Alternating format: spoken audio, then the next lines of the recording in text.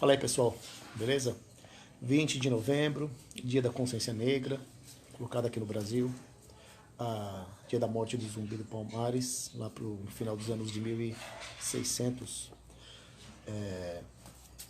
Sem entrar em polêmica de ser certo ou errado o dia da consciência negra, eu quero ler com vocês um trecho de um conto do Machado de Assis, embora a câmera esteja invertida, né? Não sei como é que faz para se inverter.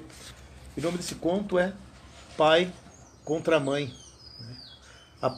Pelo título a gente pensa que é um conto a respeito, né, de uma briga qualquer de família, mas na verdade não. Aqui o pai é o homem branco e a mãe é a mulher negra.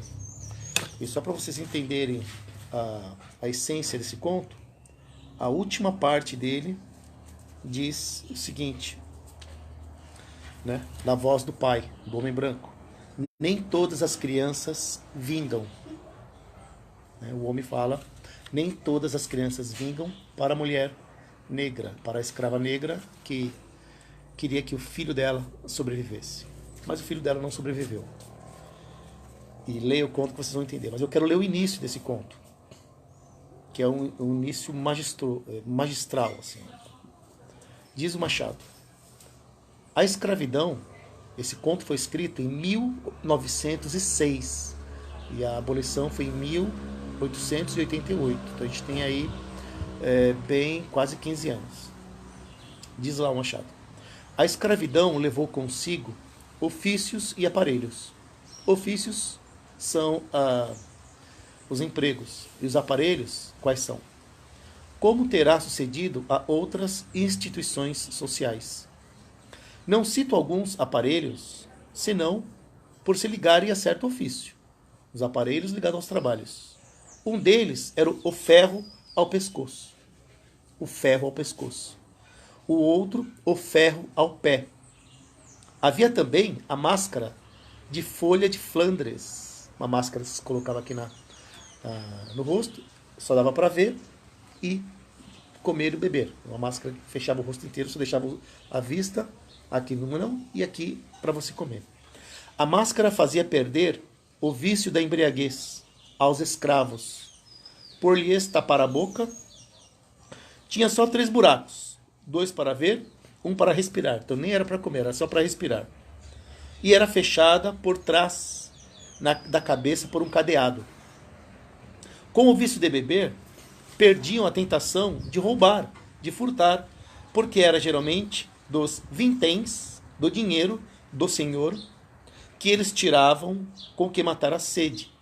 E aí ficavam 2 pecados extintos: a sobriedade e a honestidade certas. Então está falando uma das maneiras de você tirar o vício de beber dos escravos e o vício, evidentemente, né, de roubar dos escravos. Era grotesca tal máscara, mas a ordem social e humana nem sempre se alcança sem o grotesco. Alguma vez, o cruel. Os funileiros, reparem bem, os funileiros tinham penduradas à venda na porta das lojas. Mas não cuidemos de máscaras. Então essas máscaras, elas ficavam nas lojas para quem precisasse ir lá comprar para poder colocar no rosto do escravo negro. O ferro ao pescoço. O que era o ferro ao pescoço? Diz o texto. O ferro ao pescoço era aplicado aos escravos fujões. Imaginai você uma coleira grossa, com a haste grossa também, à direita e à esquerda, até ao alto da cabeça e fechada atrás, com chave. Pesava naturalmente, mas era menos castigo que sinal. Escravo que fugia assim, onde quer que andasse, mostrava um reincidente e com pouco era pego, ou pegado, como diz o texto. Ou seja, era uma marca. Esse escravo aqui, ele fugiu, ou ele já fugiu uma vez.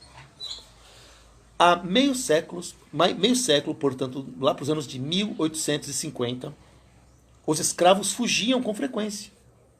Eram muitos, e nem todos gostavam da escravidão. Olha a ironia machadiana.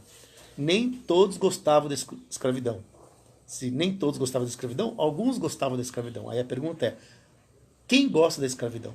No fundo, ninguém gosta da escravidão. Continuando. Sucedia, ocasionalmente, apanhar e pancada, ou seja, os escravos que fugiam apanhavam. E nem todos, na verdade, os escravos eles apanhavam. E nem todos gostavam de apanhar pancada, de tomar pancada. Grande parte era apenas repreendida dos escravos. Havia alguém da casa que servia de padrinho e, ao mesmo tempo, o dono não era mau. O dono não era mau. Além disso, o sentimento de propriedade moderava a ação, porque dinheiro também dói. Ou seja, se o escravo é meu, por que eu vou castigar sendo que ele está lá para me servir? Por que eu vou judiar dele? A fuga repetia-se, entretanto. Casos houve, ainda que raros, em que o escravo de contrabando, presta atenção, o escravo de contrabando, apenas comprado no Valongo, que é um porto lá do Rio, que atualmente está desativado, deitava a correr. O cara chegava da África, ele saía correndo, sem conhecer as ruas da cidade. Todos que seguiam para casa, não raros, apenas ladinos, pediam ao senhor que lhes marcasse aluguel e iam ganhá-lo fora, quitandando, ou seja, eu sou seu escravo, me deixa trabalhar que eu te pago o meu trabalho. Quem perdia um escravo, olha a crueldade, quem perdia um escravo por fuga, dava algum dinheiro a quem lhe levasse. Fugiu o escravo, quem trouxesse o escravo de volta, recebia uma recompensa.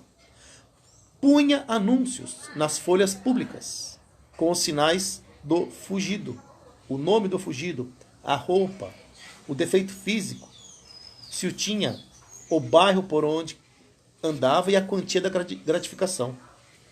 Quando não vinha a quantia, vinha a promessa: gratificar-se-á generosamente, ou receberá uma boa gratificação.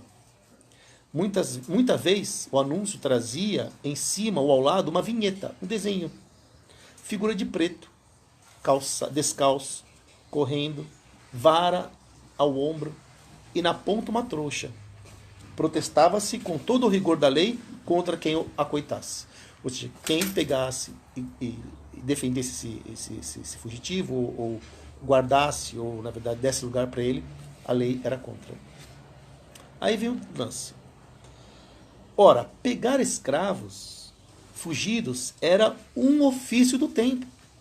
Era um trabalho desse tempo, dos anos de 1840, 1850, 1860. Não seria nobre, claro, mas, por ser instrumento de força com que se mantém a lei e a propriedade, trazia esta outra nobreza implícita das ações reivindicadoras. Ou seja, tem que buscar os escravos que fugiram. Ninguém se metia em tal ofício por desfastio ou estudo. Quer dizer, não era um trabalho que exigisse conhecimento. Como as pessoas viravam caçadores de escravos? A pobreza, a necessidade de uma achega, quer dizer, de um bem-estar, a inaptidão para outros trabalhos, o acaso e alguma vez o gosto de servir também, ainda que por outra via, davam o impulso do homem a que se sentia bastante rijo para pôr ordem à desordem.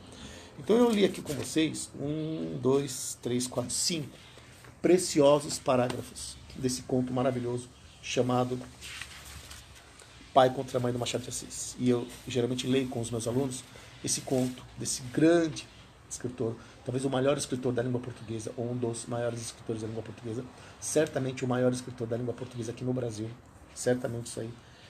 Não é que é unânime, é porque ele foi perfeito em quase tudo que fez com a língua portuguesa, e o grau de consciência linguística, estilo e tudo mais. Então, eu leio com o aluno essa autoridade aqui, para mostrar um retrato de como Machado sutilmente mostrou pra gente, né? Como que era a escravidão. Isso próximo da morte dele. E o interessante é que essa história aqui é a história do Candinho, que casa, a mulher fica grávida, ele é pobre, aí ele vai pegar a criança nasce, ele vai dar a criança lá para adoção. No caminho de dar a criança para adoção, ele vê um anúncio de uma escrava fugitiva. Quando ele está indo, ele olha e percebe aquela escrava. Ele deixa a criança com um farmacêutico e sai correndo atrás daquela escrava. Ele pega aquela escrava, ele judia da escrava, ele amarra a escrava. Todo mundo observa, mas sabe o que estava acontecendo. Ele leva a escrava até o dono e ela fala para ele assim: eu estou grávida, meu filho vai nascer, eu não quero que ele nasça escravo. quando ele nascer, eu viro a sua escrava, mas deixe meu filho nascer. Ele não importa, leva a escrava até o dono dá a recompensa dele, coisa, sei lá, de não sei quanto, R$ 500, R$ 1.000, não importa agora saber quanto exatamente. E aí a escrava fala, esse meu dono ele é mau, ele vai bater em mim, ele vai, né, abortar meu filho. E o Candinho fala no final, quando ele vê a criança lá, né, ela sendo abortada, a criança é abortada na hora, assim.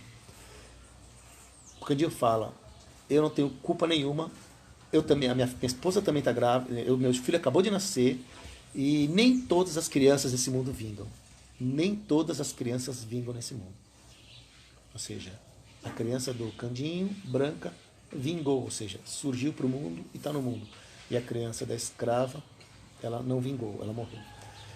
Dando um salto aqui para o mundo de hoje, a gente está falando de quase 100 anos, ou 150 anos do enredo da história, quando a gente dá um pulo na nossa sociedade, nem todos os jovens vingam. Né? E a probabilidade de um jovem negro vingar nesse mundo é muito pequena. Aqui no nosso mundo do Brasil. Virar um médico, virar um engenheiro. Eu não digo mais virar um advogado, porque há muitos viram, até juízes, mas médico, engenheiro, enfim. Eu não estou colocando coitadinho aí, eu estou colocando a consciência histórica. E como diz, somos todos seres humanos. Não caio no discurso de que alguns são mais esforçados do que outros, embora isso seja verdade, mas isso não é o suficiente. Há muitos talentos que estão aí sendo perdidos por falta de acesso mínimo a uma educação digna, a uma formação digna. Então, está aqui para ter um pouco de consciência de classe, consciência, né, da data histórica.